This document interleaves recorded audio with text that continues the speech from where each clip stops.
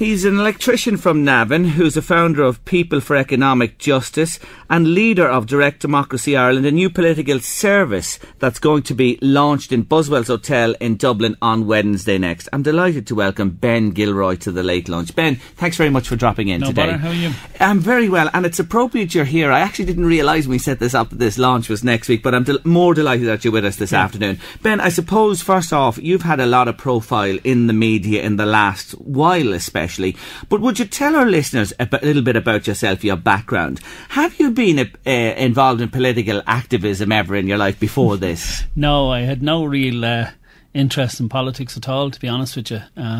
I grew up in Charlie Haughey country down in Dublin, so I think that was probably what put me off politics for life, I thought.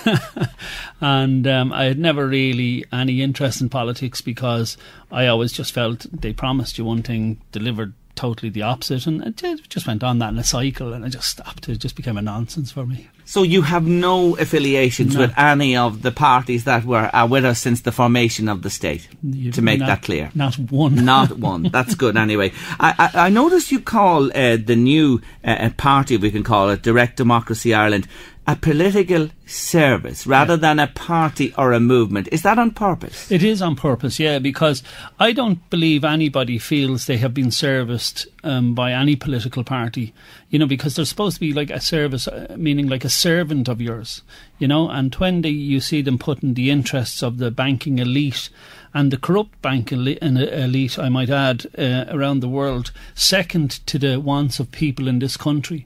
I mean, like the suicides now are up to 2 a week. We've 1 in 4 children going to bed hungry at night. And they certainly couldn't call themselves a political service. So that's why we decided to call it a political service rather than a party.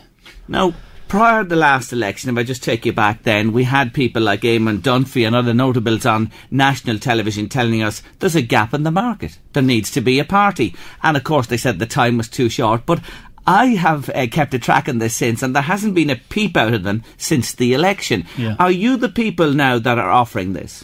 Well, I'd like to think so. I don't see anybody else offering it. I mean, you talk about the last election. I have Michael Noonan and Enda Kenny in court for what they're doing with the sovereign money of this state. It's a court case where we went up and marched to the Dáil with over 300 people and delivered a summons to them.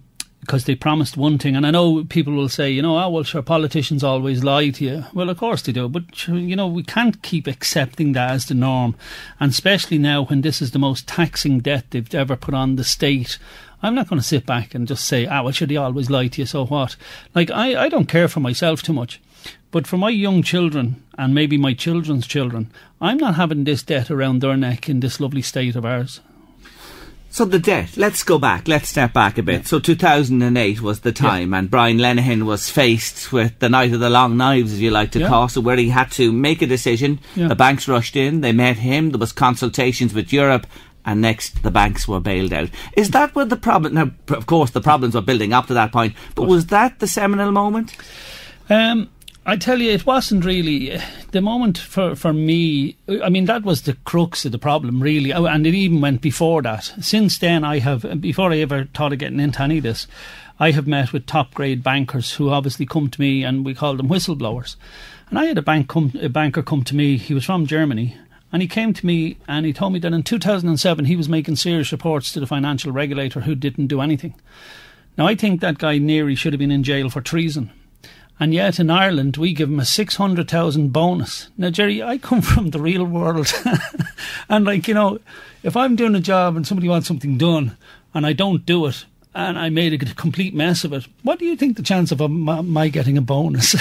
No, I know exactly what you'd get. But, Ben, you're saying that the warning signs were raised by different people at different times. So the regulator didn't do his job. Yeah. The government. What about the Fianna Fáil government that was in power at the time? Well, they were a disaster. And, you see, because they're all in the pockets of each other between top businessmen and developers and bankers, and they're all in that little club, they all have a promise to help each other out. And that's why I feel that we do not have a political service for the people in this country. Is this government different? The Fine Gael Labour coalition? No, they're worse, and I'll tell you why they're worse. And that's the reason I have them in court. Because at the time, we all knew Fianna Fáil should not have done what they done. And the reason there wasn't probably rioting on our streets at the time like there was in Greece is that we had an opposition party all singing the correct tune. Oh, when we get in, Varadkar said, not 1 cent more will we pay back. No more repossessions on my watch, Enda Kenny said. So they were singing the right tune. And when they get in, they not only do they continue paying back this fraudulent debt that was put on our country, but they tax now basic human rights. It's a basic human right to have a home. They're taxing it. It's a basic human right to have water. They're taxing it. And then, well, they tax it everywhere else in Europe. This is what they tell you. Yeah, they may do, but the reason is that these taxes are coming in is not because they tax it all over Europe. I mean, the ECB and the IMF and the unholy troika, or the Trinity as I call them, is basically they're dictating what happens in Europe. You know, they're telling us, a sovereign state, what we're to tax and how we're to tax it. But aren't we in a hole, Ben? This is what you're hearing all the time. This is the spin that you get. We're in a hole. That night when the guarantee happened, you know, the bank debt became a sovereign debt at that stage. Right, the handcuffs were on. A lot of people feel at that stage then.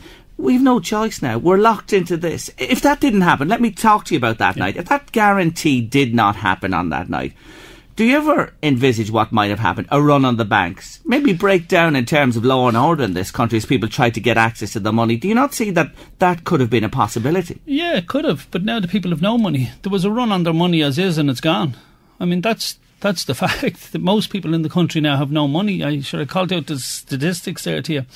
And in this county here alone, here in Louth and Meath, the amount of people I meet with receivers in on farms, receivers in on businesses, and it's the length and breadth of the country. I mean, I travel from Donegal to Cork to try to help people in courts and stuff like that. And, you know, the suicide rate, man not too far from here hung himself that I knew. It's all over the place. So we're not really the riotous type of people. I seen in Greece they're wearing T-shirts, we're not the Irish. And, you know, and I thought, you know, we probably deserve that a little bit. Because, you know... So we're quiet people, you're saying? We haven't... We are, but we're clever. We'll go around the clever way. I mean, we're well-educated people. And if someone's doing wrong with us, we'll bring them into court and we'll get it done properly. Let's go back. We have no money. There's a big hole. The banks have to be guaranteed, according to everybody in Europe as well, because this is what our European master said, right? Yeah. It has to be guaranteed, and we need a bailout. Do you deny that we're in such a hole, we had to go somewhere for the money? Had we not gone to the Troika, as you call it, what would we have done? Where do you see we'd have got the money to keep the show on the road, Ireland Inc.? Yeah, well, you see, the problem there is that's what they're telling you. I mean, we had an advisory group come over in 2008 to advise Ireland on the best way out, and the advice was pay back the bondholders. Now, we released a document on Vincent Brown through Claire Daly, and it was the list of the bondholders. And you see, the reason the government at the time were telling you they didn't know who the bondholders were. Now, can you imagine? I mean, I hate being treated as being stupid, but imagine telling us they didn't know who the bondholders were, and yet they're paying them. Right? And the reason they didn't want you to know is that most of the bondholders, or the bondholder banks that were paid out here, were all part of this group that came over to advise in the first place. So the advisors were telling us, you're saying, to repay them. Yes, of So course. there was no independence as such there. Not at all. But I come back to the point. We have no money. We're broke in the country. How do we survive without a bailout? Well, I didn't get a bailout. Did you get a bailout, Jerry? Because you're telling me something. No, I didn't. and I suppose that most of the people listening to us today didn't. But you know what I'm saying? Yeah, no, the banks got a bailout. I mean, the banks are just a corporation and they got bailed out. I think we should have kept one bank going. Maybe Bank of Ireland or maybe AIB as well. I don't know. But I mean, Anglo-Irish Bank was one of the most corrupt banks in Europe. I mean, one of the most toxic banks in Europe. And we've decided to put all our sovereign money and our inheritance of our children and children's children to prop up criminal activity in these banks. There were serious liquidity laws in these banks that were broken that carries 5 years in jail. How many have gone to jail for this? So are you a supporter of Sean Quinn and his family? Do you think they might have been sold a pup? Pup for fleas. I am a supporter of Sean Quinn and his family. Now, however, and I'll tell you the reason why, I don't know the ins and outs of Sean Quinn's dealing. And I think he'll admit himself he probably wasn't cleaner than snow. But the problem is, I'm a big fan of due process. Sean Quinn has not been found guilty of anything in the courts, right? And yet we have receivers in lifting assets belonging to him. Now, he said he was trying to hide the assets because one of the most corrupt banks in Europe was trying to take everything from him. He said, let me have a court case first, and then I'll give up assets if that's what the court decides.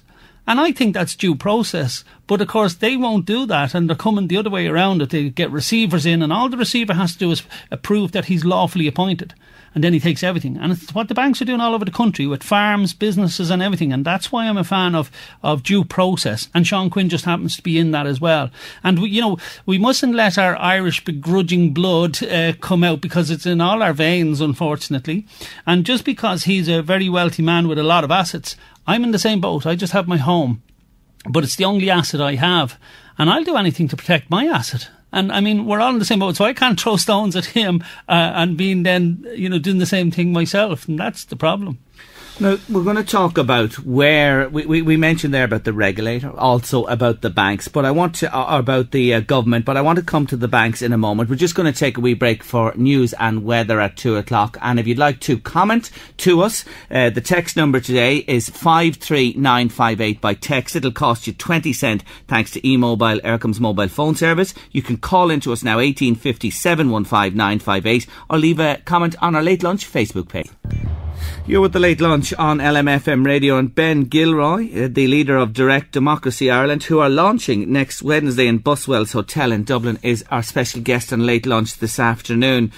A question about the bankers' pensions from a listener who's just called in and says, Jim in Navan has been on to ask you, put it to you, what's your view on the pensions, the massive pensions, these bankers who led this country down the road to ruin? I don't think they're getting enough, Jerry. I think we should give them more. I presume that's tongue-in-cheek from Ben Gilroy. Because, you see, I think we should give them more, because people then might wake up. Because, we have Richie Boucher. I remember when the banks were getting bailed out, they said no one in the banking circle was to get paid more than 10,000 a week. Now imagine even 10,000 a week, Jerry. I know your wage is probably close to it, but to me, are you listening, Michael? To me, it's a different world. And now we've Richie Boucher paying himself 16,000 a week. What can you do against that? And then you have the Anglo boys, the little golden circle of Anglo. There's 6 of them now in IRBC, getting over 500,000. Do these boys play in the Premier League in England? They're star footballers. They must be. They must be, yeah. What else could they be at that? Yeah. That is obscene. Well, it's obscene. Let's pretend that they were very good bankers. It's still obscene. Now, these came from Anglo, the corrupt bank, one of the most corrupt banks in Europe. Now, how more obscene is it? While people can't afford... Like, I met one woman, and only that she had 2 packets of sausages in her fridge on a particular week, she said she wouldn't have been able to pay the mortgage. So she fed her family on 2 packets of sausages. She said she did little saucy sandwiches if they're going to school and stuff like that, and that's how she survived that week. That's an honourable person trying that hard to pay her mortgage. Is it down to that? It is down to that, and in huge, huge numbers too. Another question from a listener as well. They rang to say they heard you talking about the regulator, and they're just giving an example. Gas prices was a recommended 5% hike. They're saying the regulator decided it'd be 8.5%. So this lady wants to know, Ben, who's regulating the regulators? Well, that's the problem in the country. There's nobody ever regulating the regulator. I mean, as I was telling you about this German banker that came in, and when he reported to the regulator, now just to give you an idea what happened in this particular case, this guy had come from Germany where they're used to dotting the I and crossing the T. And when he came over, he had read in the New York Times, because he was telling his comrades over there that he's going over to Dublin to do banking, and he was showing a column in the New York Times to say that Dublin was the Wild West of banking. And when he came over here, he could not believe it, because they were allowed a 3% deviation on the liquidity law. It doesn't sound much, but when you're dealing billions, it's a lot of money. And he said regularly it'd go to 10% and 15%. And this guy had a breakdown and went to St. John of God's, because there's 5 years in prison for this, right? But he would report it to his boss, who now sits on the board of the central bank, by the way. And his boss would say to him, put it down as a system error. Oh, put it down as a system error. This is what he was getting back. So eventually one day he got an IT crowd, because he knew he was going to the regulator with a barrister to report it. And when he went to the regulator to report it, he had an English IT company, well respected, phone into his systems to back him up, because he didn't trust anyone in Ireland within the circles. And the IT crowd took a couple of hours, and they came back to him and said, your deviation is now up at 40%. And I said to him, well, what does that mean in real terms? And he said that meant that we were trading 5 billion a day that we didn't have. Now, that was a UniCredit bank, the 5th largest in Europe at the IFSC. 5 billion a day. Now, on this TV show that went out in Australia, he's on it, explaining this, what happened in Ireland. Nick Gleeson is on it as well.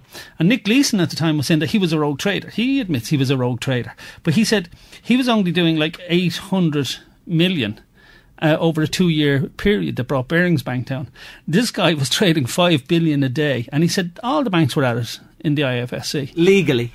Well, illegally, but I mean... Yeah, but, you know, without parameters. Well, there's 5 years in jail, and you're talking about the Quinn family. The Quinn family, Mr. Quinn, sitting in jail tonight, you know?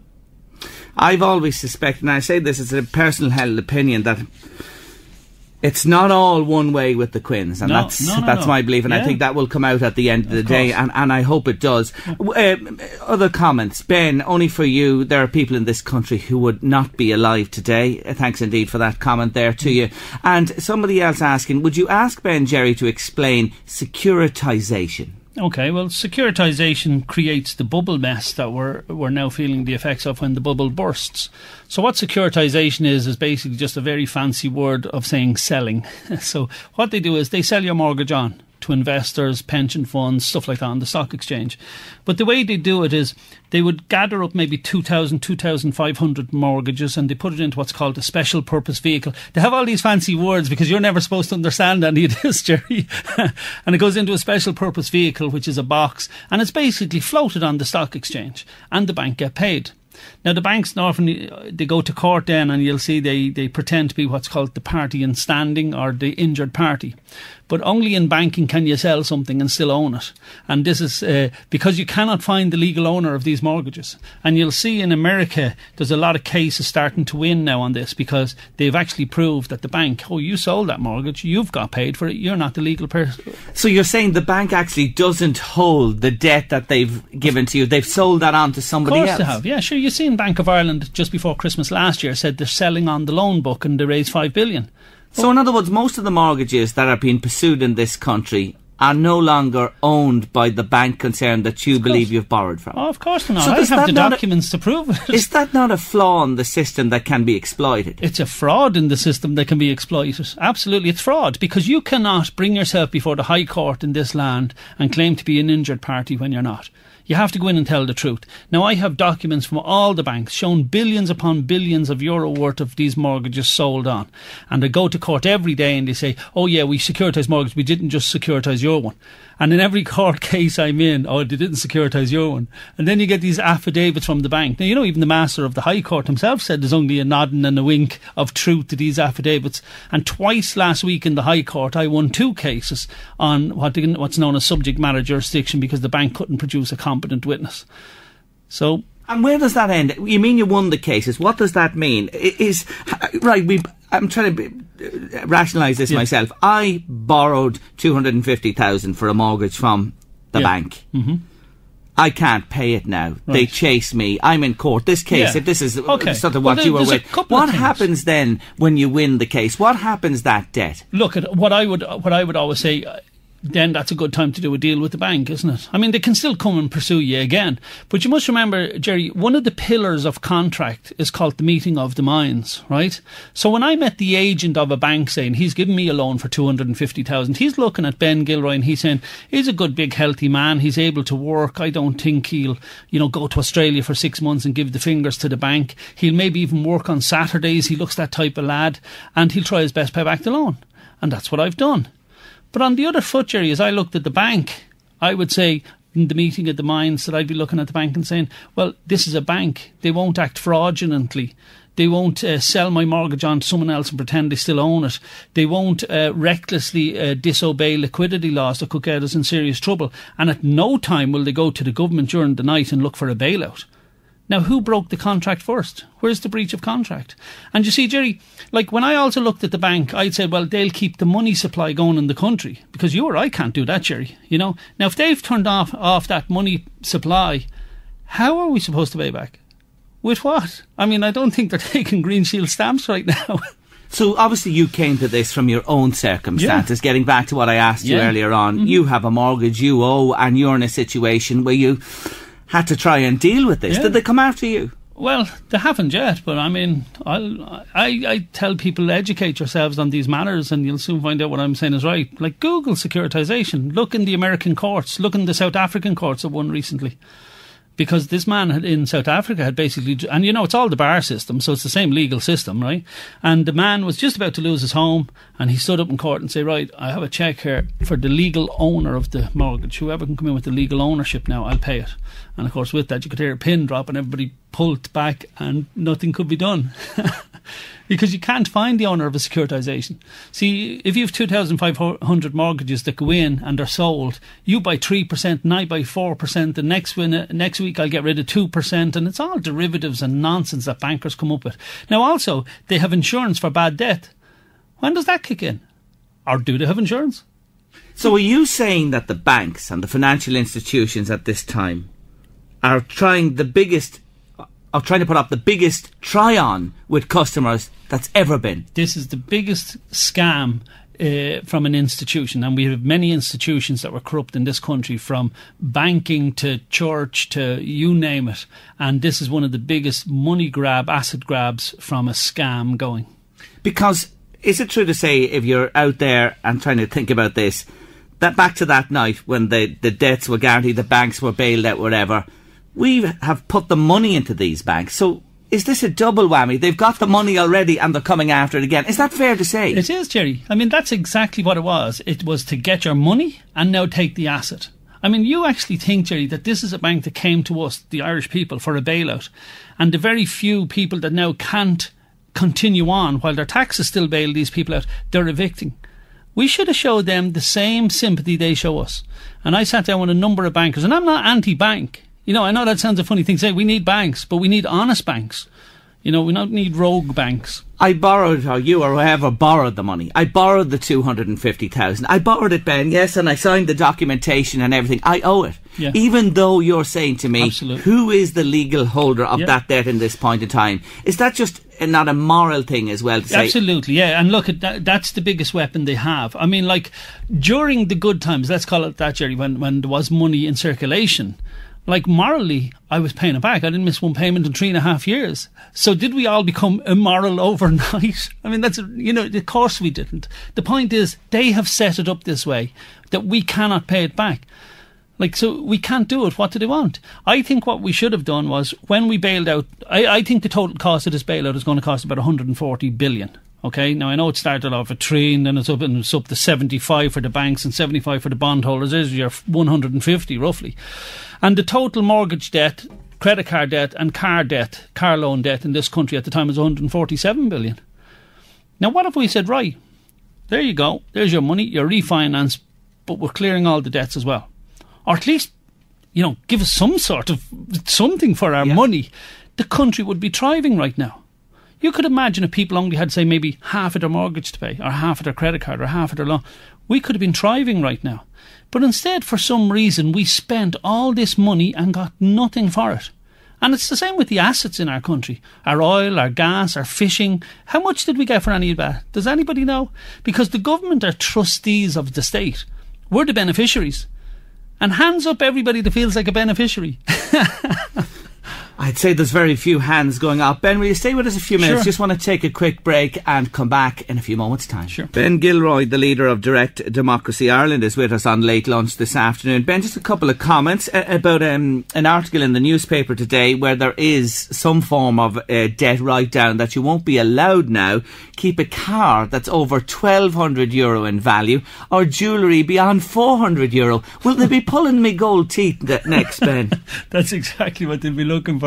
I mean, they'll be digging up your dead granny to see if she's acting on her finger. It's from the ridiculous to the sublime. Let me read some. There's lots of comments coming to us. But I'll get to a couple of them anyway. This government, Jerry, doesn't have a clue how to govern. After the House charge debacle, now the Supreme Court has ruled they illegally spent over €1 million promoting a yes vote in the referendum. They could have put that into hospital care. Of course, yeah. I mean, to do that was an absolute nonsense. And they didn't give any money to the opposing side. So that's a very dangerous fascist road to go down. I mean, you have a government with taxpayers' money supporting what they want. Now, let's say I'm neither left nor right on the referendum. Let's just say I don't care what the referendum is about. It's very dangerous that you promote one side and don't give the same to the other. I have another comment from a lady that says, my husband left me and went to the UK. He left me with the big mortgage. I haven't heard from him in 3 years. The banks won't help as his name is on the mortgage with mine. They won't look for him. I'm in arrears. I'm now blacklisted because of this. He got away with everything. I have a court date soon and have had 3 years to wait. It's so unfair. It is, yeah, and we meet several people like that around the country, and it is unfair, and that's why I keep saying that there's not much justice, in the legal world. Legal world has very little to do with justice, because if this was just, the bank probably should be in the stand instead of this poor woman now maybe having to face court. And you see, the trouble with this, Jerry, too, is the problem is that these people do not have money now to pay barristers or solicitors. There's no free legal aid, okay? So here you have this nonsense again in this country that your taxpayers' money, right? So a guy, say, robs an old woman down the road here at knife point, takes her handbag, right? If he goes to court, he is afforded whatever legal services he whatever defence he wishes, right? And you have this lady now who'll be going to High Court, and if she hasn't got 25 grand for a barrister, how do you think she's going to get on? And that's the crux. It's not equitable at all, No, when you put it like that. So we're listening to all the negatives. Yeah, we know the problems. We know the problem. I'm sure a lot of people, even though there's a lot of noise out there, but we have a good grasp at this stage what it's about. Yeah. So here you are, Ben Gilroy. You were sucked into this. You never intended taking part, and now you're the leader of a new political service, as you say it, called Direct Democracy Ireland, that's launching next Wednesday. Yeah. What's this about? What are you going to offer? Are you really going to offer hope and change? Yeah, I really think it's the only way. Direct democracy, what that is it's basically you put the power back to the people rather than having a few people like Enda Kenny and others, Noonan and all these guys who sing from a hymn sheet to get your vote and then do what they want. So what it was in our first constitution, Articles 47 and 48. That's the Irish Constitution. The Irish Constitution in 1922, and they removed that illegally. And when they brought out the next constitution, they said that the government retained the right to referendum. Now, they didn't have it in the first place to retain. We had it, okay? And of course, Irish people fall for this trick of words now and again. Same with the fiscal treaty. When people used to Google the word fiscal, they realised it meant taxing. So they changed it to stability. So when Ben Gilroy was giving out about the fiscal treaty, you see, now Ben Gilroy is giving out about stability. He must be a lunatic. So it's this trick of words. So what direct democracy does is puts the power back to the people. In other words, we can call a referendum once we get a certain number of votes on anything we wish. And you can do it at local level, as well as county level, as well as national level. And I'm telling you now, Jerry, that on the night of the bailout, the phone call would have gone something like this, would say Cowen and Merkel. She would have said, I need you to bail out us German banks and blah, blah, blah. And he said, that's no problem. I'll do that. But the only thing is, in this country, we've direct democracy. And they'll call a referendum within 3 days. And they'll put an end to that. So now, Angela, you better come back with something better.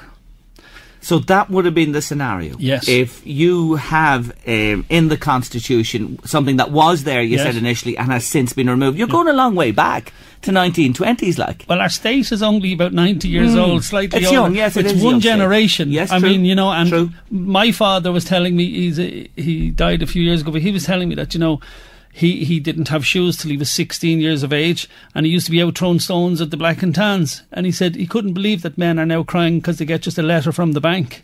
And he said we need to start standing up for ourselves. The Constitution was put in by our forefathers because they were used to this eviction and this asset grab and land grab. And that was the first article they hit on. And look at us now today, 90 years old. Just over 90 years old, the state, and look at us again. So the people would have moved, you're saying, back in 2008 and said, stop. Yeah, sorry. And our leader would have had to say that to Europe, and that we can't do this without the people having a say on it. Absolutely. So your formation meeting is next Wednesday, is it, in Buswells? Yeah. At what time? At 2:00. Are you extending an open invitation to people? Absolutely, yeah. I think this is an open invitation to everybody in the country. Even if they can't make it, get onto our website and sign up.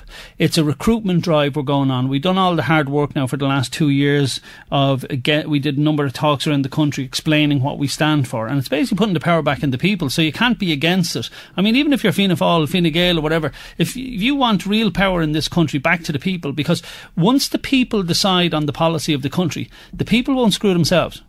Like, so, that's what you got to remember. So that way then the blame lies fairly and squarely with themselves if something goes wrong. So what's your aim? Are you aiming that by the next election that you're going to have candidates in the field? Yes, absolutely. And we need to do it very quickly. I mean, the good ship Ireland is heading for the iceberg, and I'm telling you there's another ship called Direct Democracy in the water, and it's democratic, and we'll see where we go.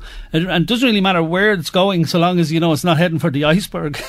Final question, just a quick one. For people listening today who find themselves in this bind, in this situation with any financial institution, have you a couple of words of advice? I have, yeah. Look, at all times, see if you can do a deal. I know the banks aren't very open to dealing at the minute, but, maybe they'll be persuaded, because my advice is, if you've nothing to lose, you get onto our website and we'll show you and help you in court, do up court papers, frustrate the courts, frustrate the banks, run up their legal costs higher than the money they're looking for, and you'll never have to pay it, because if you're going to lose, you're out on the streets. How are you going to pay it? And if you win, you don't have the legal costs anyway. So fight them at that, and once they know that's the plan, they won't be long sitting down then to do a meeting and do a deal with you. That website is?